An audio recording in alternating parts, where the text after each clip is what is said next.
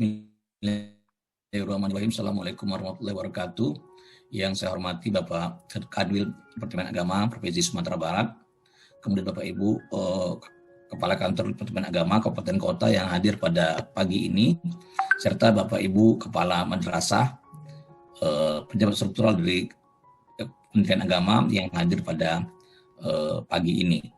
Pertama-tama terima kasih Pak atas kesempatan kepada saya untuk menyampaikan ini. Bagi saya pribadi ini lebih kepada bagian dari proses edukasi masyarakat kita, Pak. Terus terang saya katakan bahwa tugas kita bersama sebenarnya untuk memberikan pemahaman kepada masyarakat kita terkait dengan pandemi ini. Nah, saya terus terang sangat berterima kasih sekali diundang oleh dari Kemenak ya. Kenapa demikian? Karena saya tahu bahwa salah satu ujung tombak dalam hal penanganan pandemi ini ada di Kemenak, Pak. Saya katakan demikian. Kenapa? Khusus untuk kita di Sumatera Barat. Kenapa saya katakan demikian? Karena kepercayaan masyarakat kita terhadap para ustadz, mubalik, dai itu sangat besar sekali. Jadi kesempatan saya sendiri. Jadi pada waktu Pak Afrizal mengatakan tadi, saya bilang, saya langsung oke. Saya tidak perlu pikir-pikir lama-lama. Memang waktu kita kepepet karena habis ini jam 1 sudah mulai lagi acara yang lain. Karena saya di Jakarta Pak, jadi sholat Jumat saya lebih cepat. Itu yang pertama. Yang kedua, banyak PR sebenarnya Pak, kita terkait pandemi ini. Salah satunya adalah peningkatan kasus kita pada saat sekarang. Kasus kita meningkat, tetapi titik-titik yang menjadi risiko penular itu besar. Itu besar gitu kan. Kalau saya katakan gini, pesantren Ramadan ditutup. Nanti orang akan mengatakan, itu ini kafir tuh. Nah ini susah kita ngomongnya. Nah makanya saya katakan safari Ramadan tidak usah. Nanti dibilang gitu. Kemarin Pak Wagub curhat sama saya Pak. Dia cerita gitu. Padahal orang belum bicara malah setelah penutupan. Orang hanya bicara kalau pesantren Ramadan tidak memenuhi protokol kesehatan, maka kita hentikan saja pesantren Ramadan. Kalau lebih dari 50% masjid-masjid itu tidak melaksanakan protokol kesehatan pada saat pesantren Ramadan, ya udah. Tidak usah kita lanjutkan, karena akan berbahaya. Saya hanya mengingatkan bahwa India itu adalah contoh penanganan pandemi yang berhasil. Sampai Februari.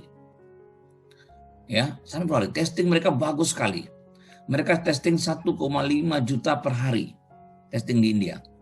Indonesia cuma 50.000 per hari. Idealnya Indonesia itu testingnya 1/5 dari India. Jadi sekitar 300.000 idealnya. Tapi kita cuma 50.000. Sehingga banyak orang-orang yang tidak bisa kita deteksi. Tapi dalam kenyataannya, apa yang terjadi? Begitu India itu mengatakan semuanya bagus, masyarakatnya langsung abai.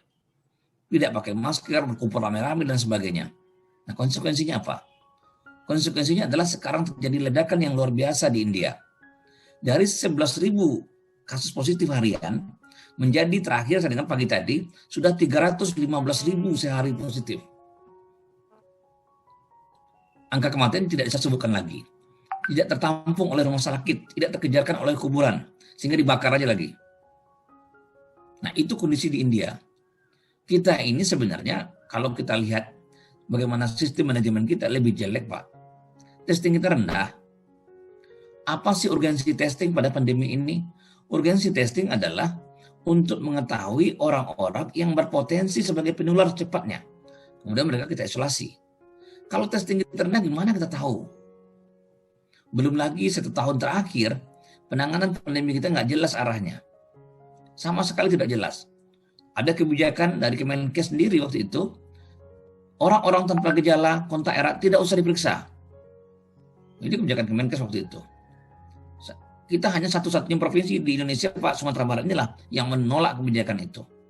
Saya katakan itu tidak bagus kebijakannya. Nah pada waktu saya di Kemenkes sekarang saya rubah Pak, kita geser, kita ganti itu. Itu kebijakan yang salah, yang keliru. Seharusnya dalam kondisi pandemi menemukan kasus sebanyak-banyaknya itu yang paling bagus. Jadi menemukan kasus sebanyak-banyaknya bagus. Jadi kalau misalnya dulu kasus kita 500, tapi positivity rate kita cuma 6%, 7% itu bagus. Tapi sekarang kasus kita 500, positivity rate kita 20%, itu mengerikan. Nah ini beda kasusnya tuh. Jadi sudah periksaan yang banyak, tapi positifnya banyak. Itu mengerikan. Artinya apa? dalam populasi kita banyak orang yang positif, tapi tidak terdeteksi. PR besar kita adalah mendeteksi. Nah, ini yang menjadi PR kita. Maka pada kesempatan ini, pada pagi ini saya akan memberikan sedikit bonus ya, berbeda dengan di tempat lain. Ini ada tambahan-tambahan sedikit. Moga-moga bisa memberikan pemahaman kita, karena saya paham sekali di lingkungan Departemen Agama ini pasti banyak ustadz, banyak dai, banyak mubalik yang bisa memberikan pemahaman pada masyarakat. Saya hanya berpikir bahwa kalau saya lihat Pak ya, kita di Sumatera Barat ini peran dari dai, peran dari mubalik, peran dari ustadz itu sangat besar sekali Pak, sangat besar sekali.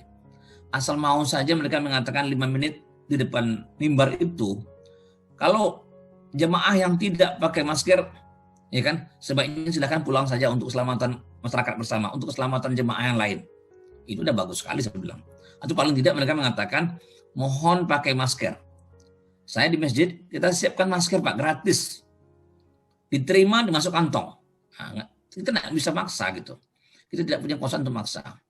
Sampai akhirnya saya bilang sama Pak Wagub kemarin, Pak Wali Kota juga, mungkin dapat diberikan surat edaran bahwa semua ASN harus memberikan contoh di tempat tinggalnya masing-masing.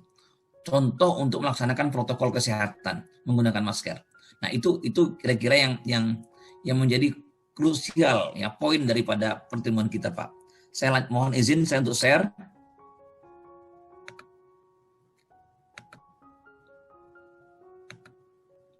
Nah, ini adalah konsep daripada pengendalian pandemi COVID-19 di satu pendidikan madrasah, sesuai dengan topik yang diamanahkan ke saya. Jadi kalau saya katakan sebenarnya sama saja Pak, mau di madrasah maupun di sekolah umum, konsep penularannya sama. Di mana yang paling berisiko? Di sekolah-sekolah boarding. Nah, itu adalah titik yang paling berisiko terhadap penularan. Jadi di sekolah-sekolah boarding itu adalah sedikit paling berisiko. Kenapa berisiko? Karena mereka dalam area tertutup, saling kontak satu sama lain, itu risikonya. Nah, kalau saya melihat Pak, dalam menangani pandemi ini, ada satu hal yang unik. Pandemi ini tidak bisa kita tangani dari rumah sakit, tidak akan selesai masalah. Pandemi ini harus kita selesaikan dari hulu Pak. Rumah sakit itu adalah hilir. Jadi kalau saya katakan lantai kita bocor, lantai kita tergenang airnya, sumber bocornya dari atap, yang harus kita selesaikan adalah sumber bocornya dulu Pak, baru air tergenangnya. Kalau kita hanya membereskan air tergenang, tanpa membereskan sumber yang bocor dari atap, maka tidak akan pernah airnya bersih. Tetap tergenang. Hari ini dibersihkan, besok tergenang lagi. Hari ini dibersihkan, besok hujan tergenang lagi. Maka bocor di atapnya yang kita perbaiki. Nah, dalam kondisi pandemi, hulunya itu di mana? Hulunya itu adalah dalam pencegahan, dalam pelaksanaan protokol pandemi. Itu hulunya. Ya, hilirnya rumah sakit. Jangan tunggu masuk rumah sakit. Kenapa? Karena rumah sakit punya keterbatasan. Pada satu titik rumah sakit tidak sanggup lagi. Bisa kita lihat di India sekarang. Rumah sakit sudah overload. Jadi pasien itu kasihan kita Pak melihatnya di lorong-lorong, di mana-mana, sesak napas, itu kondisinya berat. Hulunya kita perbaiki. Bagaimana cara memperbaiki hulu? Hulu diperbaiki dengan cara memberikan edukasi, memberikan pemahaman pada masyarakat untuk melaksanakan protokol kesehatan. Kita lanjut. Nah, kalau kita lihat pandemi, ada banyak pertanyaan Pak. Saya berikan ceramah di beberapa masjid, saya lihat. Mereka tanya sama saya, ini kan pandemi ini sudah lama Pak. Sejak zaman Rasulullah ada pandemi. Saya katakan itu betul. Tapi yang namanya COVID baru sekarang. Bagaimana cara memperbaiki? Ya, sudah lama pandemi itu. Zaman dulu juga ada. Jadi jangan anggap gejalanya batuk pilek itu udah lama. Tidak. Semua infeksi yang mengenai saluran pernapasan pasti gejalanya batuk pilek. Ya kan? Coba lihat smallpox, ya, flu Spanyol tahun 1918 itu juga batuk pilek. Ya kan? Tapi jumlah kematiannya pada waktu itu hampir 50 juta. Halo Pak. Itu share screen Bapak, mohon izin tidak disertakan dengan suara Pak. Hah? Jadi share screen Bapak yang PowerPoint itu ada suaranya gitu. Jadi dempet dia dengan suara Bapak sendiri gitu. Oh gitu. Sebentar Pak ya. Baik, saya lanjutkan Pak. Ini baru agak bersih.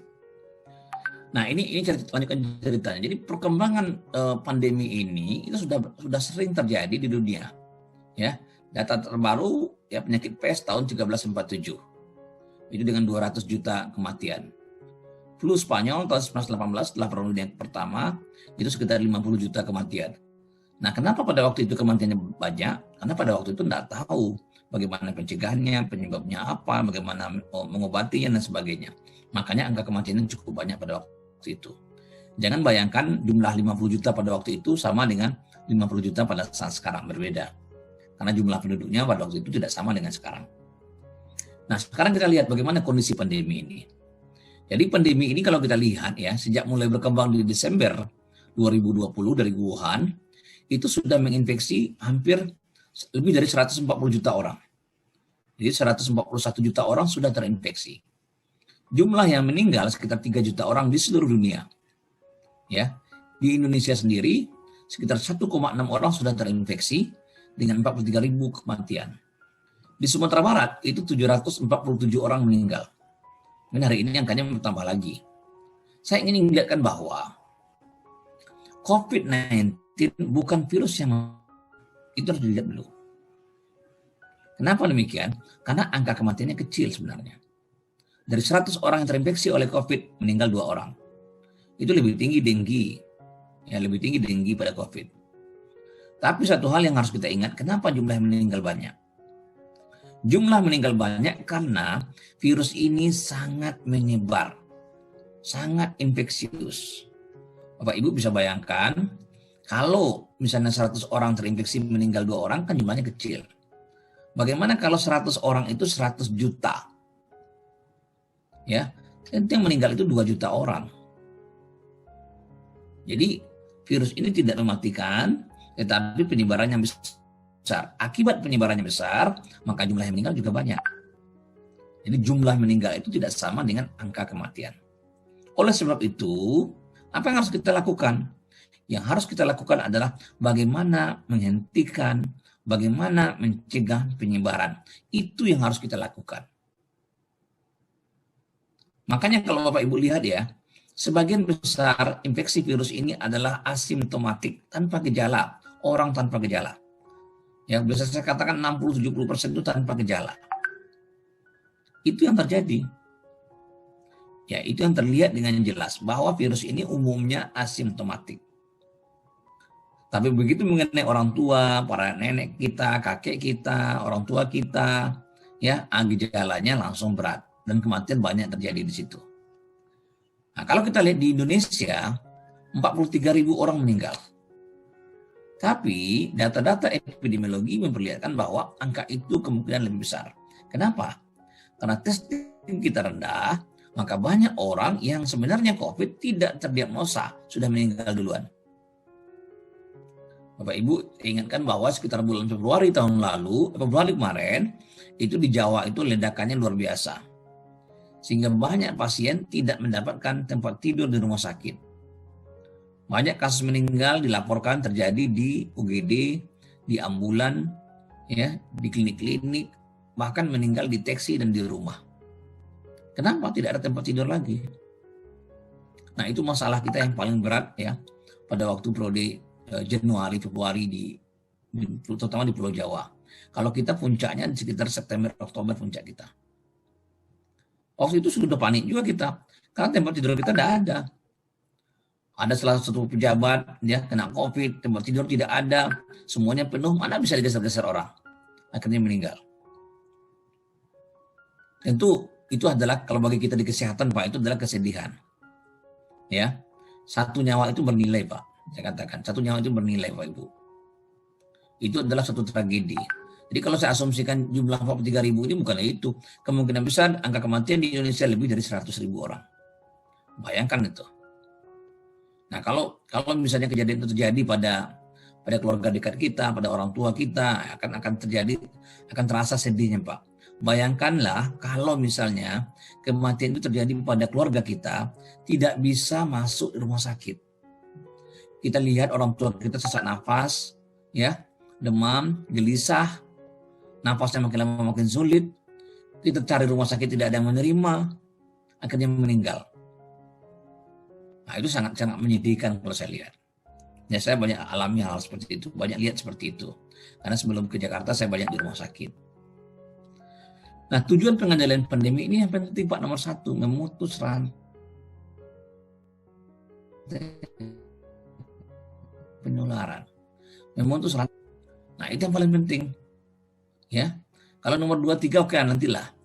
Karena kalau itu bisa kita putus, maka rantai 3 akan lebih bagus. Poin ketiga akan bagus, yaitu meminimalkan dampak. Itu kan lebih bagus. Dampak pendidikan, dampak sosial, dampak ekonomi, dan sebagainya. Memperlambat, menghentikan laju transmisi. Itu yang paling penting kita lakukan. Bagaimana cara menular virus? Ini menarik Pak. Bagaimana cara menular virus? Cara menular virus itu sebenarnya ada 3. Ya, 3. Cara pertama adalah droplet. Apa itu droplet? Droplet itu adalah partikel yang bercampur dengan air liur yang kita keluarkan pada waktu kita batuk, pada waktu kita bersin, pada waktu kita berbicara. Bercampur dengan partikel debu, itu adalah droplet. Dia akan terbang dalam jarak 1 sampai 1,5 meter. Kalau tekanannya kuat bisa sampai 2 meter. Ya, itu droplet.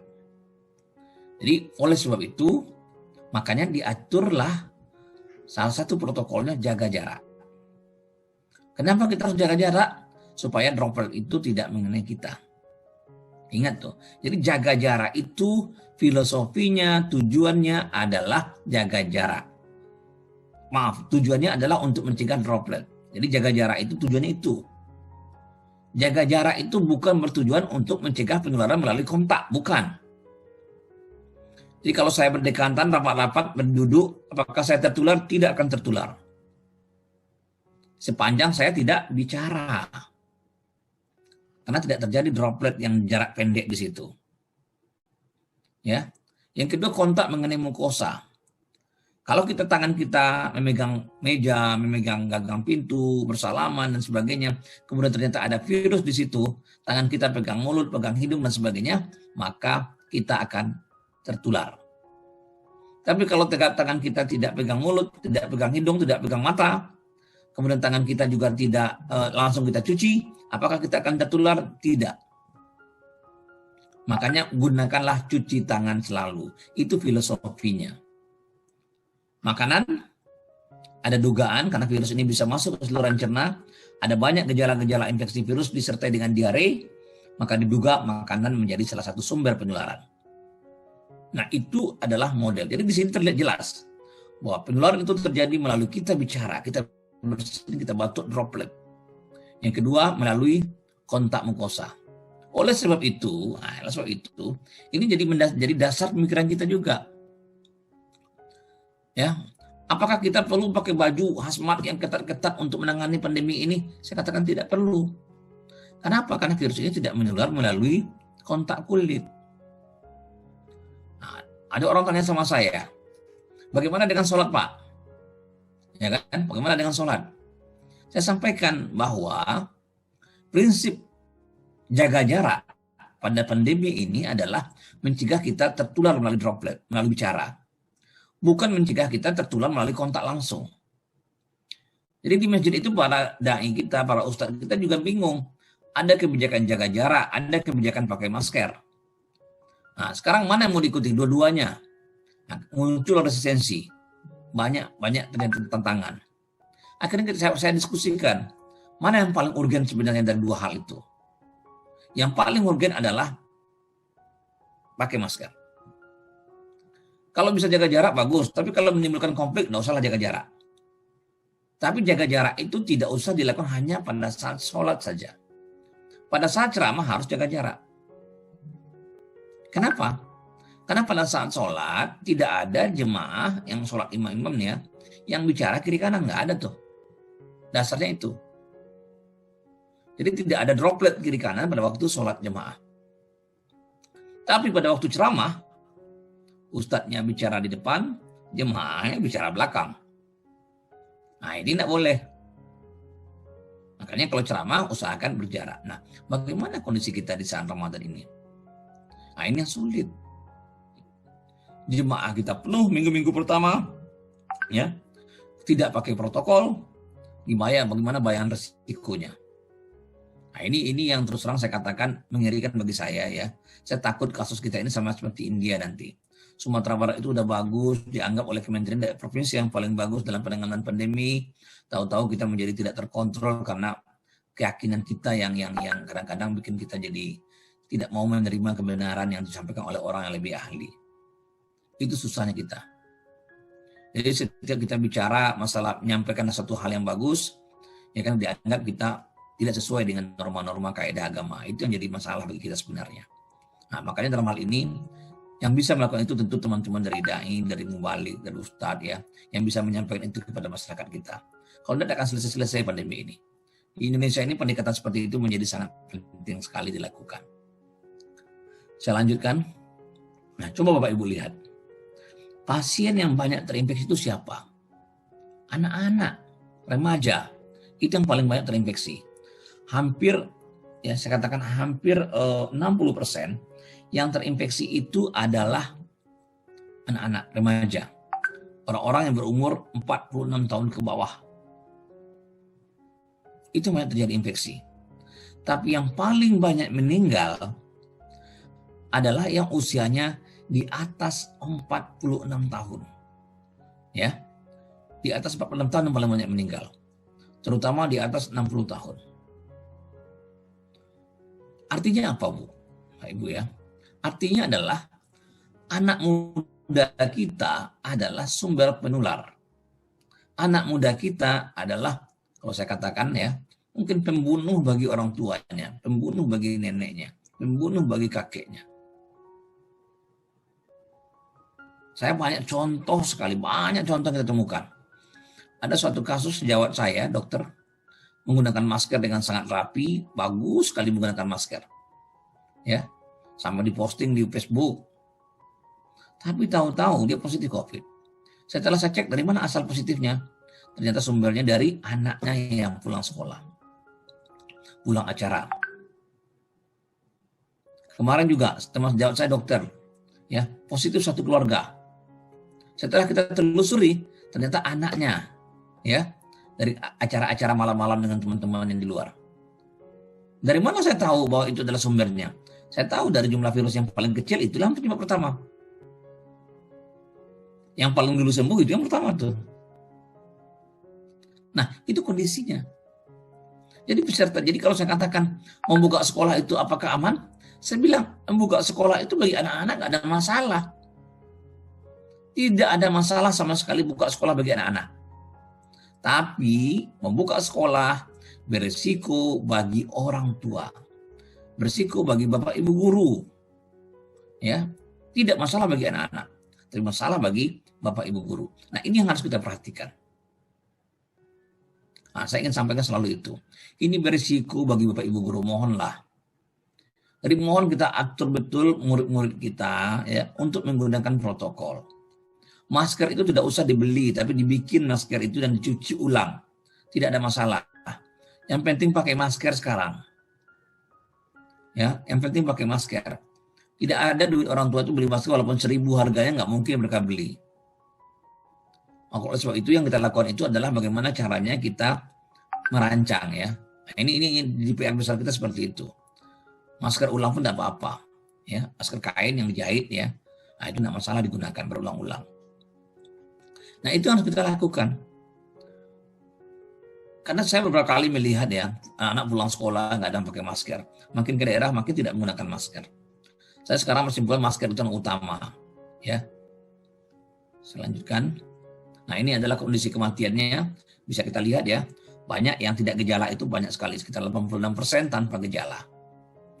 Sedikit cuman yang berat. Tapi itu menimbulkan kematian. Bapak Ibu, saya ingin ingatkan juga bahwa kita di Sumatera Barat sebenarnya rumah sakit kita tidak terlalu siap. Tidak terlalu siap. Fasilitas ruang intensif kita tidak banyak, Pak. Yang Jamil, Rumah Sakit Unan, Rumah Sakit Amang Utar, dan Rumah Sakit Pasaman Barat yang bisa merawat pasien berat. Yang lain tidak bisa. Ya, kalau begitu pasien butuh ventilator, langsung dirujuk ke M Jamil. Dirujuk ke M Jamil, tempatnya sudah penuh. Dirujuk pun ke M Jamil, kondisi pasien sudah berat. Ya, kita ingat ya, Buya Datuk Palindi, almarhum ya wafat, dirawat di rumah sakit, dirujuk ke M Jamil, kondisinya udah berat. Nah itu fenomena kita. Harusnya rumah sakit itu yang merawat COVID nggak perlu rujuk lagi, karena standarnya sama kok semua penanganannya. Tapi itu dilema kita Pak, tidak semua rumah sakit kita yang siap. UNEN punya 2 ventilator, ya hanya 2 punya 2. M Jamil punya 30 ventilator. Ahmad Muhtar cuma punya 2 ventilator. Hanya itu ventilator kita. Sementara pasien-pasien berat yang membutuhkan ventilator akan sangat banyak. Nah, ini dilema kita ya dalam kondisi pandemi. Jadi penanganan pandemi intinya pada akhirnya kita bicara edukasi. Kita bicara tracing, testing, pelayanan rumah sakit, penegakan hukum, dan vaksinasi. Vaksinasi adalah ikhtiar. Saya tidak bahas dulu sini ya. Tapi yang penting edukasi Pak. Siapa yang bertugas untuk edukasi ini? Kita semua. Kita semualah yang bertugas untuk memberikan edukasi kepada masyarakat kita. Nah, makanya saya katakan sekali lagi, peran dari teman-teman kita dari Departemen Agama sangat besar sekali Pak. Ini adalah kunci kita dalam menghadapi pandemi. Nah kalau saya melihat gitu, saya bersedia kerjasama apapun kita Pak untuk bagaimana kita meningkatkan kapasitas, kompetensi para dai kita, ustadz kita terkait dengan COVID-19 ini. Karena tidak akan selesai Pak, kalau begini terus kita tidak akan selesai. Sudah hampir 1.000 orang meninggal di kita, Pak. 700 lebih meninggal di kita. Itu sudah. Kalau gempa yang kita tahun berapa dulu tuh gempanya, itu meninggalkan sekitar 900 orang kalau saya tidak salah. Ini udah hampir nyamai itu. Belum lagi kerusakan akibat ekonomi, banyak pengangguran dan sebagainya. Ini harus kita lihat.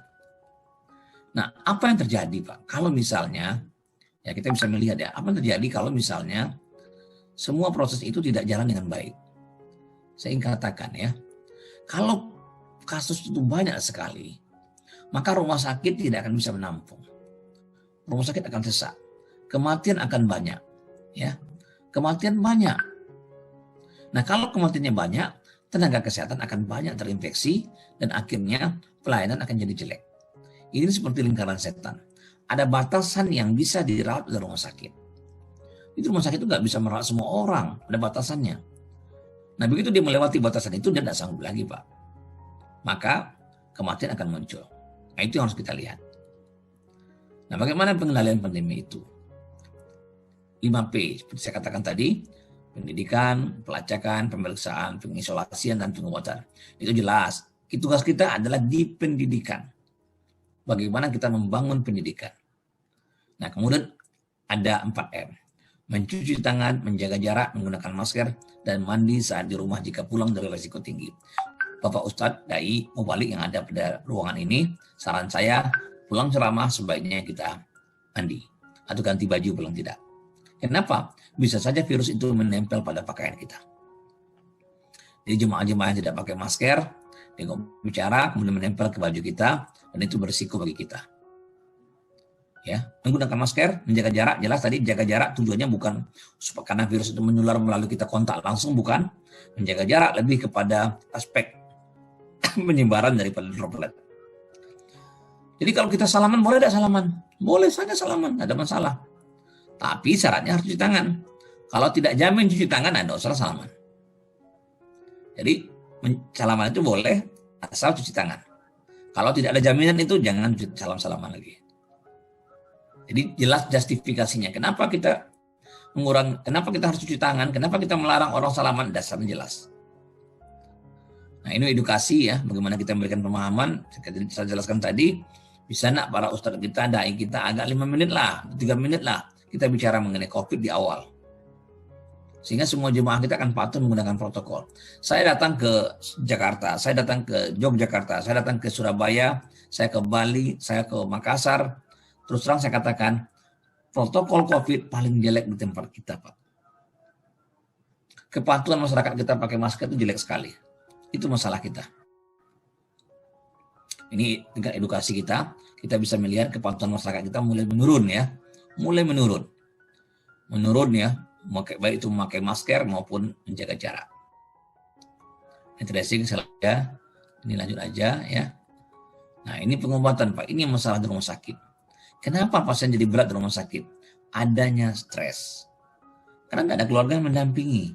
Jadi kalau ada pasien COVID dirawat di rumah sakit akan jadi stres. Adanya penyakit dasar dan pengelolaan kasus intensif yang tidak optimal kita di rumah sakit kita, Pak.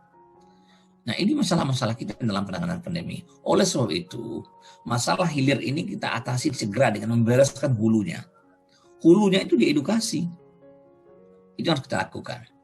Nah, ini Sumatera Barat, Pak, sekitar dari Oktober sampai Januari, Bapak Ibu bisa lihat ya. Kita membaik, positivity kita turun di Desember, Januari. Ya, bagus sekali penanganan kita. Kemudian testing rate kita bagus ya. Sekitar rasio 3, standarnya 1, standar nasionalnya adalah 1, jadi kita sangat bagus. Kemudian jumlah testing kita banyak, itu bagus sampai Januari. Tapi begitu masuk ke bulan April, kita meledak lagi, Pak. Kasus kita meledak lagi. Ini 2 minggu terakhir Sumatera Barat, Pak, bisa lihat ya. Ya, kita bisa lihat kondisi-kondisi kita, positivity rate kita meningkat ya. Ini jadi masalah. Kemudian kasus kita juga mulai meningkat. Nah, ini suatu hal yang cukup rawan, cukup mengerikan bagi kita di Sumatera Barat. Yang ini harus kita pikirkan ke depannya. Apalagi faktor risiko untuk kasus ini tetap meningkat itu ada. Yaitu apa? Kepatuhan masyarakat pada saat menjalankan ibadah tarawih. Itu faktor risikonya paling besar sekarang. Kita tidak mungkin melarang orang tarawih, Pak. Tidak mungkin. Saya juga tidak akan merekomendasikan melarang orang untuk pesantren Ramadan. Tidak mungkin kita larang. Tetapi bagaimana caranya kita memberikan suatu pemahaman pada mereka. Nah, itu yang penting. Jadi pada waktu kasus tarawih, bagaimana menjelaskan kepada mereka, mereka harus pakai protokol. Ustadz, misalnya saya mau ceramah di masjid ini, bilang, saya akan ceramah di situ kalau syaratnya semua jamaahnya pakai masker. Nah, misalnya, pesantren Ramadan ada pengawasan oleh Depak. Apakah dilaksanakan dengan protokol atau tidak? Nah, kalau tidak protokol gimana? Sanksi harus kita lakukan.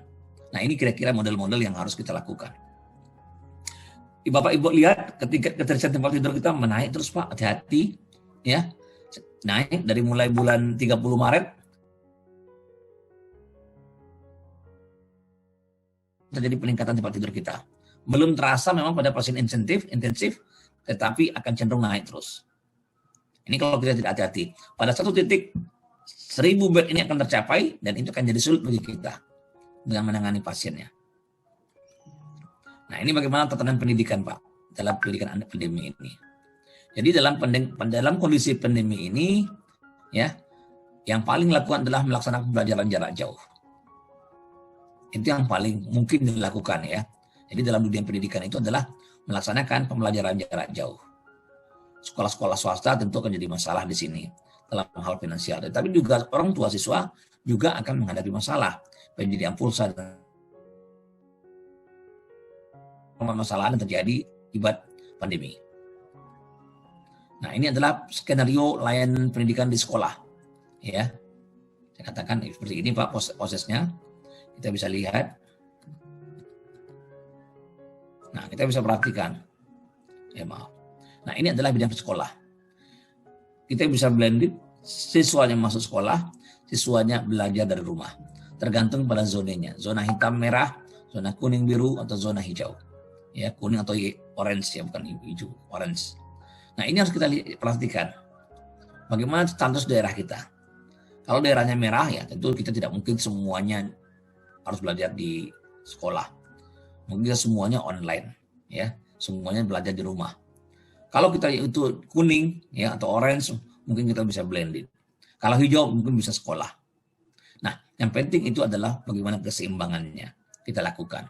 Nah, ini adalah model yang bisa kita kembangkan dalam hal proses pembelajaran. Tergantung daerah itu yang terjadi. Apa yang terjadi pada daerah itu?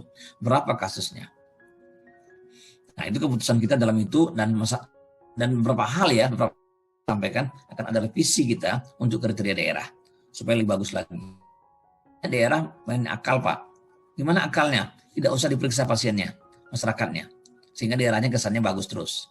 Testingnya rendah. Nah, ini main akal kalau istilah saya. Sehingga kesannya hijau terus. Kesannya kuning, ya.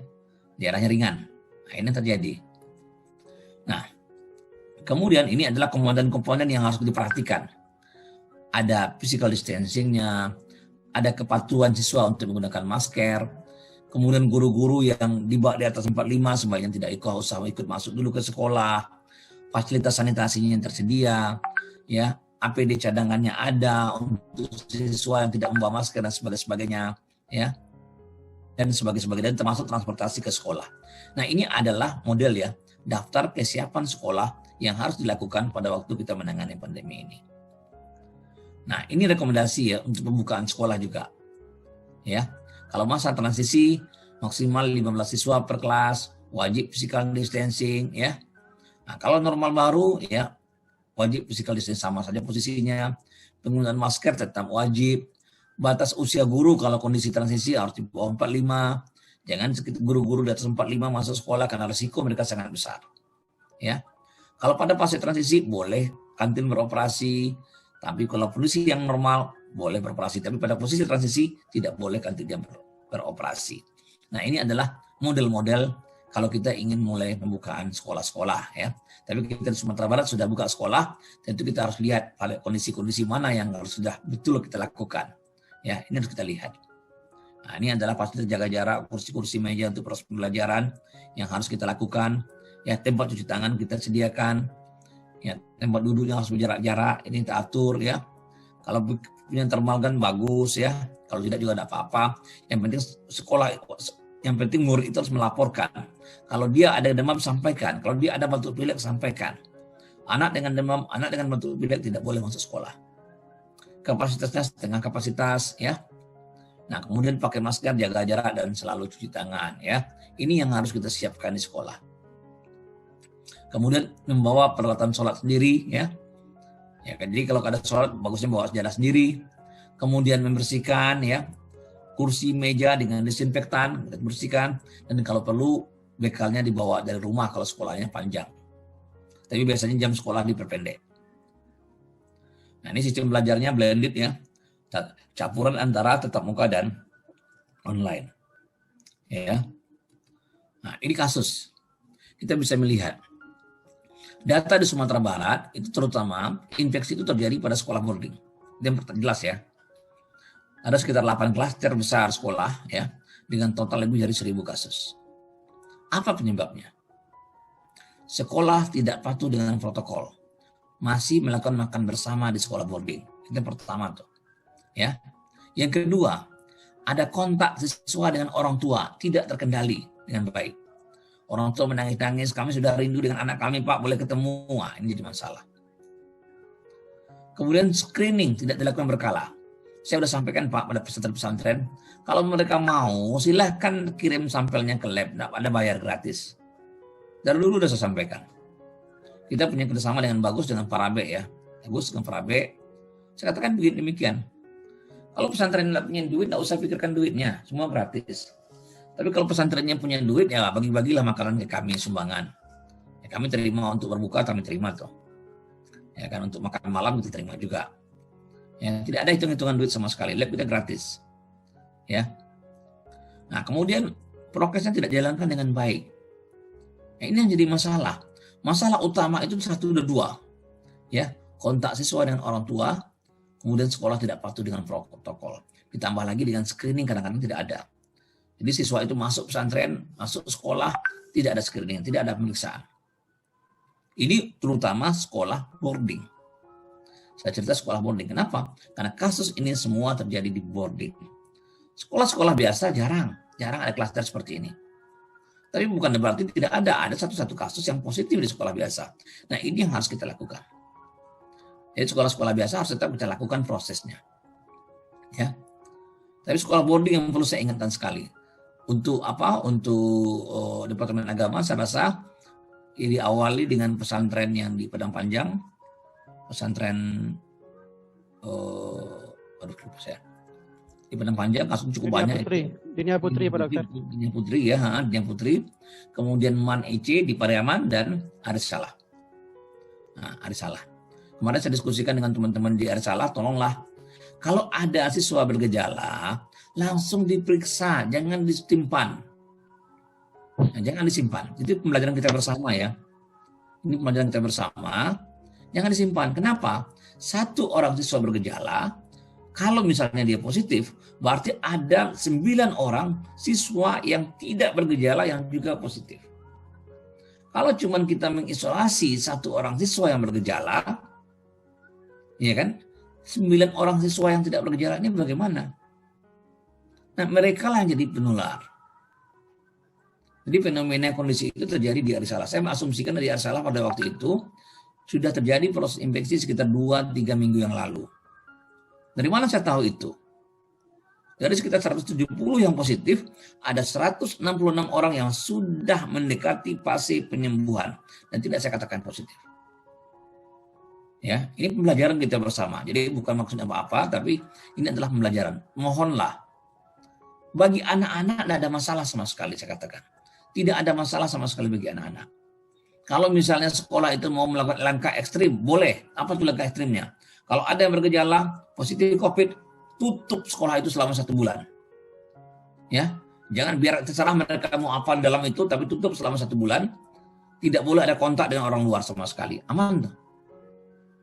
Tapi apakah kita tega melakukan hal seperti itu? Ya kan? Nah, itu kan tidak, kalau sempat jadi apa-apa kan jadi susah kita. Makanya tidak mungkin kita lakukan. Yang mungkin adalah kita lakukan pemeriksaan. Maka segerakanlah pemeriksaan. Begitu ada sekolah bergejala, pemeriksaan. Kalau tidak, apa yang terjadi? Siswa ini kontak juga dengan orang tua murid. Orang tua murid ada juga ngajak siswanya pergi makan. Nah, ini kan jadi masalah. Kalau ternyata siswanya sudah tertular, tentu tertular lagi orang tuanya.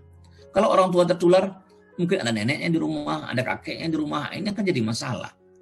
Kalau ada keluarga siswa yang meninggal gara-gara ini, siapa yang salah? Nah, pertanyaannya panjang ke situ. Jadi saya mohon kearifan dari semua pengelola sekolah, ya terutama boarding, tolonglah pahami ini. Nah, jangan sampai sekolah-sekolah itu menjadi sumber penular bagi masyarakat kita. Ini harapan saya adalah seperti itu. Karena ini kan beban, Pak. Beban bagi tenaga kesehatan. Beban bagi rumah sakit, beban dari lab. Bapak Ibu bisa bayangkan kita di lab sekarang kerja, biasanya kita kerja tidak sampai 24 jam, sekarang kita kerja 24 jam. Tadi terakhir tim saya keluar dari lab jam 4:30, Pak. Nah, jam 4:30 mereka keluar. Pas menyerang orang mengenai sahur. Nah, tidakkah pernah kita memikirkan itu bagaimana orang-orang bekerja? Bagaimana teman-teman di rumah sakit bekerja? Tidakkah kita punya rasa untuk mereka, punya rasa kasihan untuk mereka? Karena perilaku kita nih. Nah, saya tidak tahu lagi gimana kita bicaranya. Tapi satu hal yang harus kita ingat bahwa dalam hidup itu tidak hanya kita berpikir dengan hablum minallah saja. Kita juga harus berpikir hablum minan nas. Kita juga harus berpikir dengan kesejahteraan manusia juga. Ya, itu harus kita pikirkan. Saya rasa tidak akan bagus juga orang semuanya berpikir ke atas, tidak pernah berpikir dengan sesama manusianya. Apa strategi kita? Strategi kita adalah bentuk satgas COVID. Awasi semuanya. Saya sudah menganjurkan bentuk satgas di masjid-masjid. Tujuannya mengawasi, menegur, mengingatkan. Kalau ada jemaah yang tidak menggunakan protokol. Patuhi protokol. Untuk boarding, siapkan screening. Kita beruntung, Pak. Di Sumatera Barat tidak berbayar. Silahkan lakukan. Bikin surat, kita siapkan itu. Tidak ada masalah sama sekali. Hanya Sumatera Barat satu-satunya provinsi yang bisa gratis, Pak, semuanya. Kemudian kurangi kontak guru dengan dunia luar. Jika ada yang bergejala, segera diperiksa. Nah, ini penting. Ya. Jika positif, lakukan kontak erat tracing. Nah, ini langkah yang harus kita lakukan, Pak. Nah, ini kalau saya tambah, ini bonus dari saya saja, jadi tidak panjang saya sampaikan bagaimana pengelolaan penularan COVID pada kegiatan ibadah. Karena di sini banyak dai, banyak ustadz, banyak mubalik. Saya cuma singgung-singgung sedikit saja di sini. Di depan tadi sudah saya singgung juga. Pada ibadah di masjid kita lihat ya, saya sampaikan tidak ada penularan saat ibadah sholat. Karena kita lurus vertikal ke depan. Ya, lurus ke depan. Jadi nggak ada droplet kiri kanan itu nggak ada. Kapan penularan terjadi? Penularan terjadi pada saat sebelum sholat dan setelah sholat. Pada saat sebelum berwudu dan setelah berwudu. Itu yang banyak terjadi. Ya, pada waktu silaturahmi sebelum sholat itu terjadi. Ya, apakah bersalaman akan menularkan? Secara prinsip tidak menularkan asal cuci tangan. Tapi karena komitmen cuci tangan kita rendah, baiknya jangan bersalaman, kan gitu aja. Tapi kalau komitmen cuci tangan kita bagus, silahkan. Apakah duduk rapat, ya, sholat berjemaah rapat akan menjadi sumber penular? Tidak akan menjadi sumber penular karena tidak ada jemaah yang berbicara pada waktu itu. Tapi pada waktu ceramah, resiko itu besar karena banyak jemaah kita saling bicara. Lakukan desinfeksi di masjid secara berkala. Ya, setiap selesai malam-malam, subuh-subuh, desinfeksi. Lakukan desinfeksi. Sejadah boleh dibawa dari rumah. Akan lebih bagus dilakukan seperti itu. Nah, ini kemudian sediakan tempat cuci tangan dan sebagainya. Kalau bisa tiketnya, tikar atau karpetnya kita jemur, ya itu kita lakukan. Ya, apakah mungkin kita melarang orang yang tidak menggunakan masker? Saya rasa sulit, tapi sampaikanlah secara persuasif. Biar masyarakat yang menilai dia bagaimana, ya kan? Jangan kita menjustifikasinya. Tapi dengan dorongan para dai, saya rasa ini akan jadi lebih bagus. Nah, ini juga menarik Pak, pengelolaan jenazah. Di jenazah tidak ada penularan secara droplet, tidak ada. Jadi kalau tadi sumber penularan utama kita droplet, jenazah nggak ada droplet sama sekali. Jadi apa yang kita takutkan? Foto-foto ini adalah zaman lama nih. Ini zaman lama pada waktu kita belum tahu bagaimana menangani COVID yang sebenarnya. Tidak perlu baju-baju seperti ini. Karena sumber penularnya hanya yang nempel-nempel di peti mati itu. Hanya setelah didesinfektan selesai masalah, nggak ada masalah lagi. Di Yogyakarta sekarang, jenazah tidak diproses di rumah sakit, tapi dikembalikan ke desanya masing-masing, kemudian diproses di situ. Jadi memandikan, mengapalin dan sebagainya, menyolatkan di desa. Masyarakat desa dilatih untuk bisa menangani jenazah ini. Ini juga untuk mengurangi ketegangan antara pihak kesehatan dengan masyarakat. Ya, pihak kesehatan dengan masyarakat. Ini dilakukan sekarang ini di Jogja. Nah, kita berharap, kemarin saya bilang Pak Gubernur, Pak Wali Kota, bisa enggak Sumatera Barat juga begitu. Ya, Sumatera juga melakukan begitu, jika tidak banyak konflik dengan masyarakat.